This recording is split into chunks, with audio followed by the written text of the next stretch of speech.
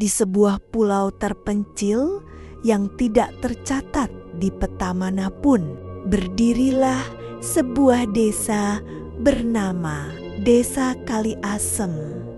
Desa itu seakan berhenti di zaman yang jauh tertinggal. Rumah-rumah kayu berdinding anyaman bambu berjejer tak rapi, beratap daun rumbia kering. Jalanan hanya berupa tanah merah yang becek ketika hujan, kering merekah ketika kemarau. Di malam hari, tidak ada cahaya listrik sama sekali. Hanya suara jangkrik dan desir angin yang menemani para warga yang menyalakan obor bambu dan lampu minyak tanah di depan rumah mereka.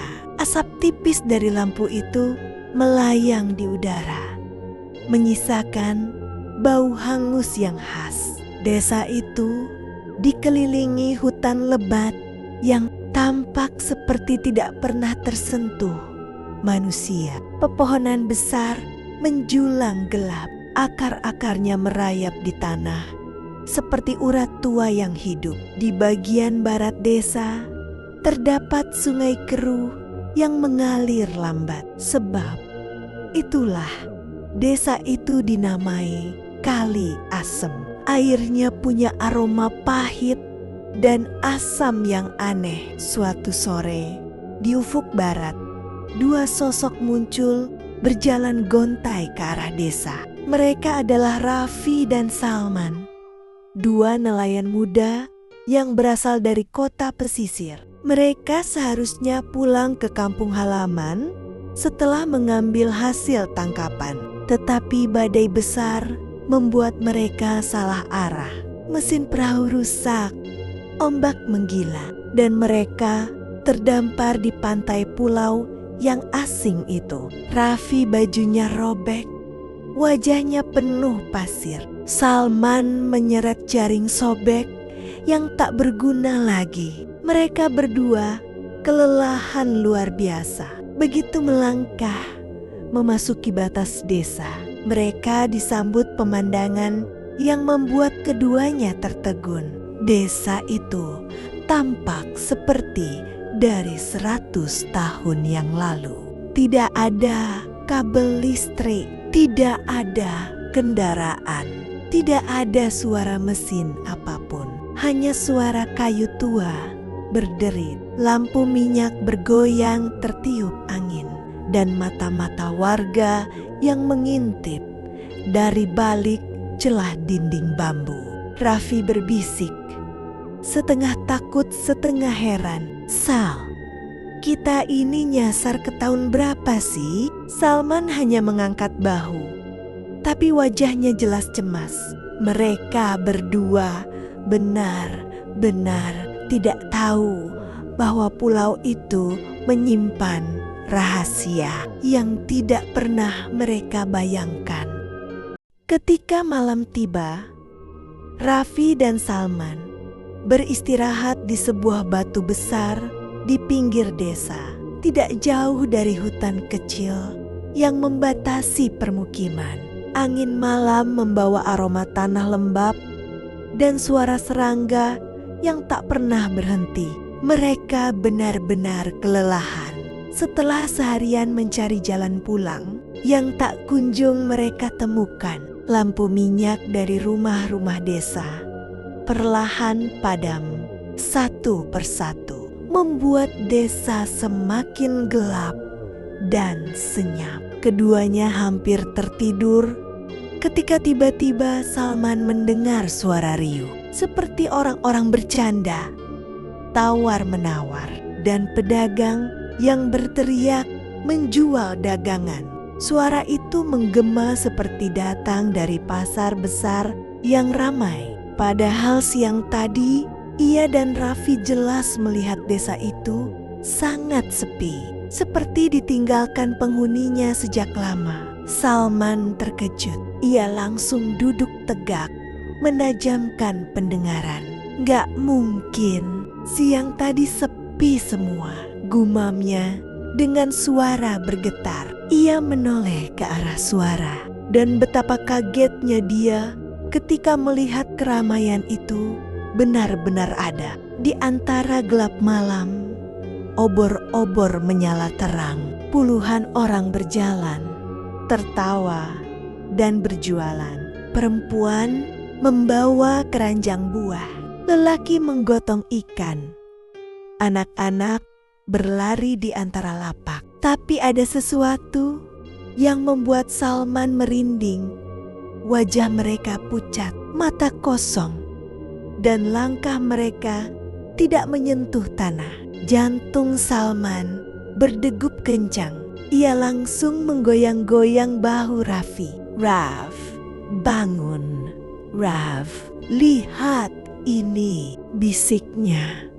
Panik, namun Raffi tak bangun. Nafasnya ada, tapi tubuhnya seperti tertidur sangat dalam. Lebih dalam daripada tidur normal. Salman semakin panik. Ia menepuk pipi Raffi, mengguncang lebih keras, tetapi tetap tidak ada reaksi.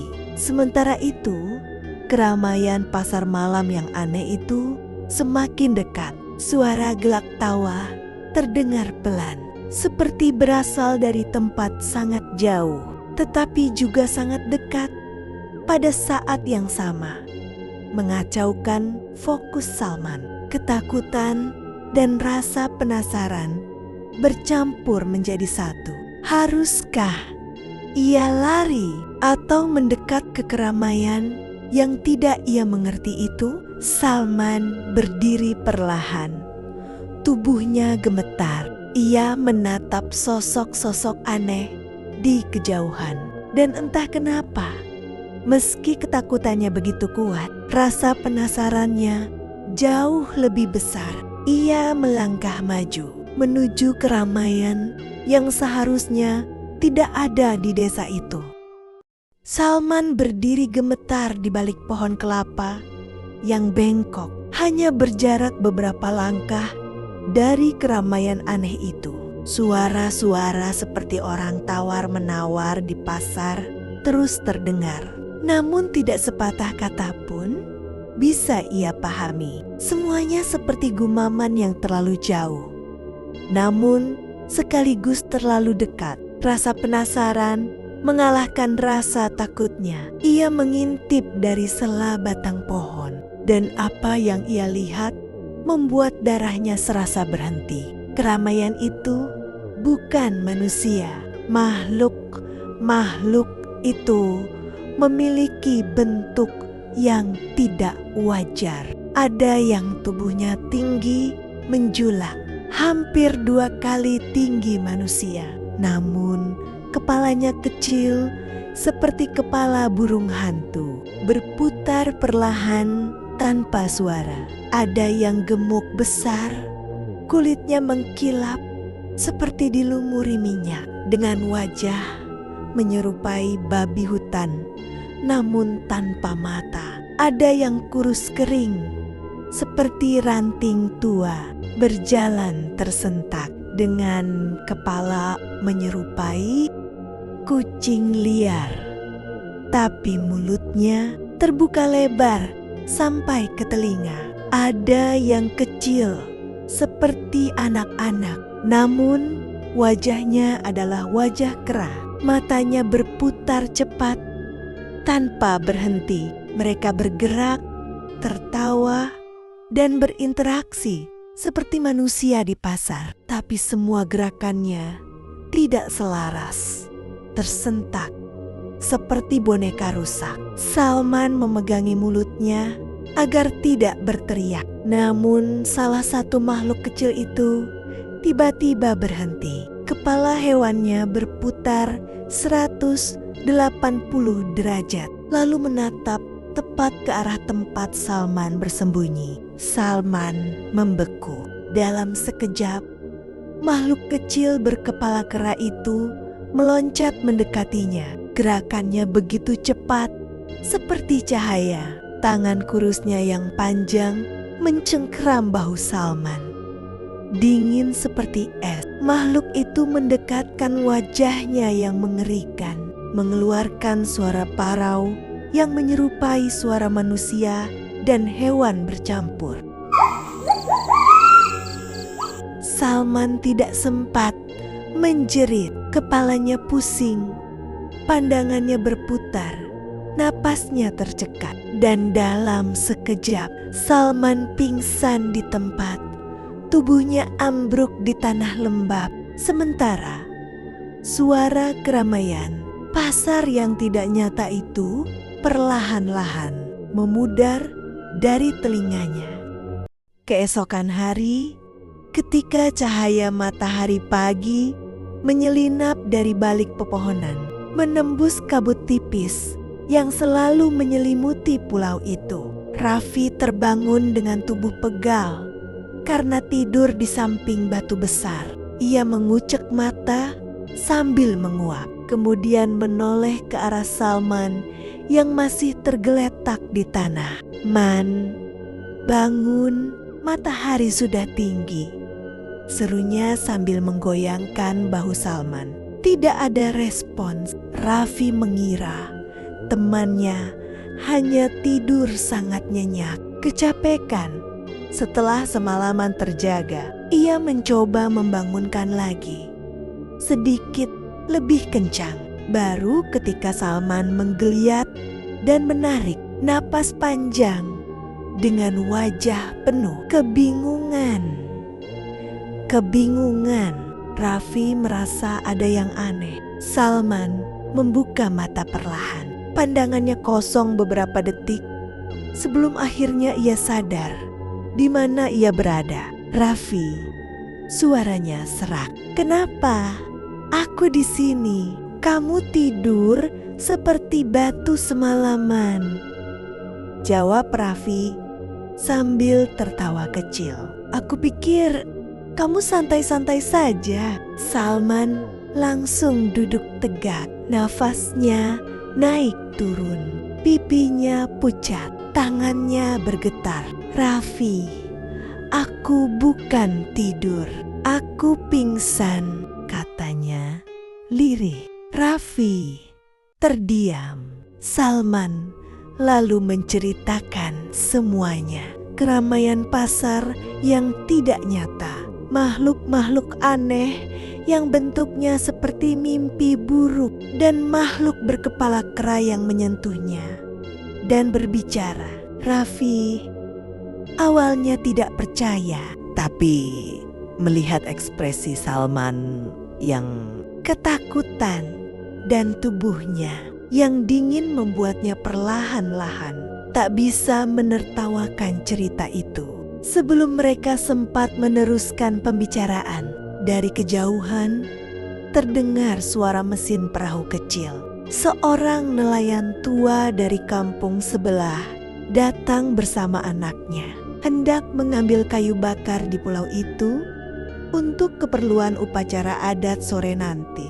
"Nah, kalian di sini?" tanya nelayan itu terkejut ketika melihat dua orang muda dari luar pulau. Raffi dan Salman langsung berdiri. Wajah mereka menunjukkan campuran lega dan ketakutan. "Pak, boleh ikut pulang?" "Boleh, boleh, cepat naik. Ombak belum besar." Mereka tidak membawa apa-apa. Bahkan perahu mereka semalam masih terdampar di pinggir pantai. Tapi mereka tidak peduli. Yang penting adalah pergi dari pulau itu secepat mungkin. Saat perahu mulai menjauh dari pesisir, Salman menoleh sekali lagi ke Pulau Kali Asem. Pulau itu tampak tenang, seperti tidak pernah terjadi apa-apa. Tidak ada keramaian pasar, tidak ada makhluk aneh, tidak ada suara-suara. Hanya pulau sunyi yang disapu angin laut. Namun di antara pepohonan, di balik bayangan gelap batang kelapa yang bengkok, Salman merasa seperti melihat sesuatu bergerak pelan. Seolah sedang memperhatikan mereka pergi, ia cepat-cepat memalingkan wajah. Perahu terus melaju ke arah kampung, dan apapun yang terjadi di Kali Asem, mereka berdua sepakat untuk tidak pernah kembali lagi.